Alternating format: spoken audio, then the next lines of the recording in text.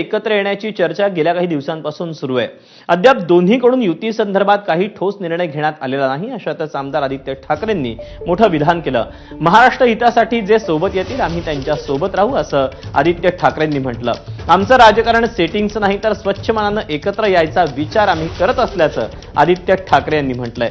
मनसे युतीच्या प्रश्नाला दिलसे उत्तर देणाऱ्या आदित्य ठाकरेंशी आमच्या प्रतिनिधींनी संवाद साधलाय. पाहूया.